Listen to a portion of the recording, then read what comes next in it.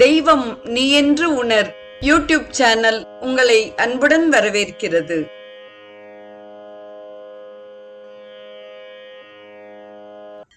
அன்பு உள்ளங்கள் அனைவருக்கும் உற்சாகமான இனிய சுபதின வணக்கம்.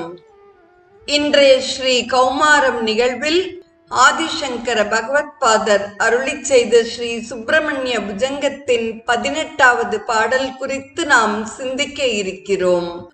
முதலில் நாம் பாடலை அனுபவிப்போம். ஈகாயாகி வத்சேதி ஹஸ்தான் பிரசார்யா வயத் யாதாராத் சங்கரே மாதுரங்காத் சமுத்பத்ய தாத்தம் ஸ்ரயந்தம் குமாரம் ஹராஷ்லிஷ்ட காத்ரம் வஜே பாலமூர்த்திம் என்பதாக பாடல் அமைந்துள்ளது. தொடர்வது பாடலுக்கான பதவுரை. ஆதாராத் மிகுந்த மகிழ்ச்சியுடன், ஹஸ்தான் பிரசார்யா கைகளை விரித்து, ஹே வத்ச இக ஆயாகி குழந்தையே இங்கு வா, இதி என்று அழைத்தவுடன், மாதுரங்காத் சமுத்பத்ய தாயின் மடியிலிருந்து உடனே குதித்து தாவி ஓடி, தாத்தம் தந்தையை, ஸ்ரயந்தம் சார்ந்திருக்கின்ற, குமாரம் குமாரனை, ஹர ஆஷ்லிஷ்ட காத்ரம் சிவபெருமானால் அணைக்கப்பட்ட உடலை உடையவரை, பாலமூர்த்திம் சிறிய குழந்தை வடிவத்தை, பஜே தியானித்துக் கொண்டிருக்கிறேன் என்பதாக பாடலின் பதவுரை அமைந்துள்ளது. தொடர்வது பாடலுக்கான பொழிப்புரை.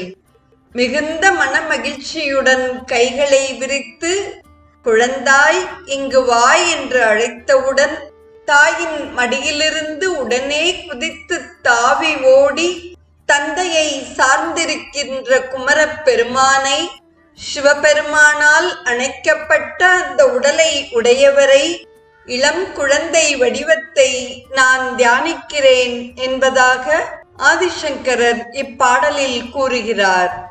ஒரு சமயம் பார்வதியின் மடியில் முருகப்பெருமான் அமர்ந்திருந்தார். அருகில் பரமேஸ்வரனும் இருந்தார்.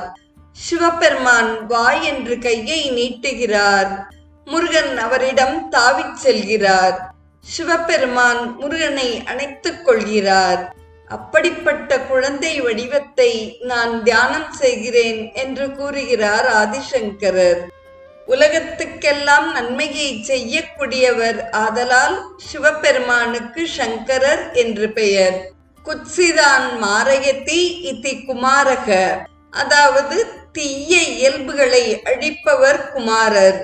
குழந்தையை 5 வயது வரை பாலன் என்றுதான் சொல்கிறோம். குழந்தை என்று சொன்னாலே நாம் மகிழ்ச்சி அடைகிறோம். குழந்தைகளை பார்த்தாலே மனம் மாறிவிடுகிறது. குழந்தையை பார்த்தவுடன் கோபம் பறந்து விடுகிறது. விருப்பு வெறுப்பு இருக்கின்ற மற்றொருவரை பார்க்கும் பொழுது நமக்கு விருப்பும் வருகிறது, வெறுப்பும் வருகிறது.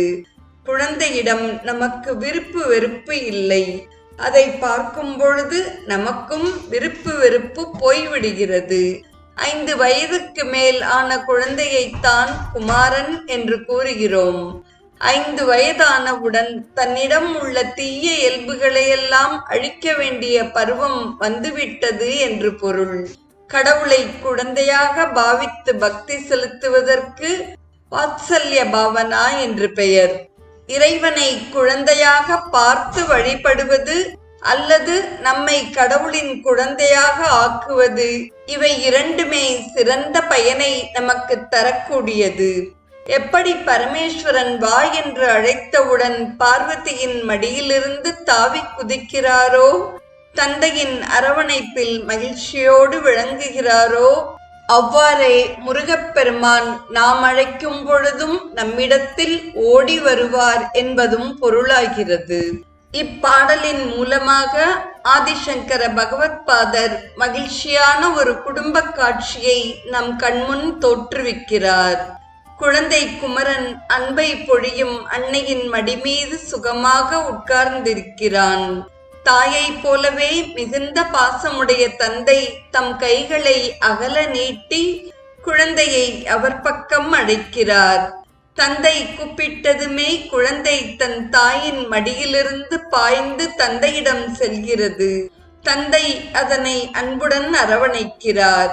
காஞ்சி மகா பெரியவர் ஸ்கந்தன் என்ற பெயருக்கு ஒரு அழகான விளக்கம் தருகிறார்.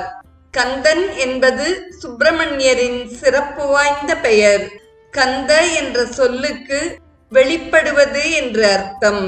மேகத்திலிருந்து மின்னல் வெளிப்படுவது போல் சிவஜோதியிலிருந்து 6 பொறிகளாக வெளிப்பட்டு தெரித்ததால் ஸ்கந்த் என்ற பெயர் உண்டாயிற்று.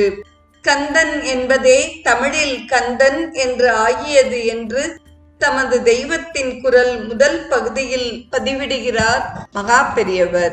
தன் தாயின் மடியிலிருந்து பாலமுருகன் பாய்ந்து சென்ற ஓர் வரலாறு அருணகிரிநாத பெருந்தகையின் சரித்திரத்துடன் இணைந்துள்ளது. காளி உபாசகனான சம்பந்தாண்டான் அருணகிரிநாதருக்கு எதிராக செயல்பட்டு வந்தான். அவரை தாழ்த்துவதற்கு ஒரு திட்டம் வகுத்து அச்சமயம் நாட்டை ஆண்டு வந்த பிரபுடதேவராய மன்னரிடம் சென்றான்.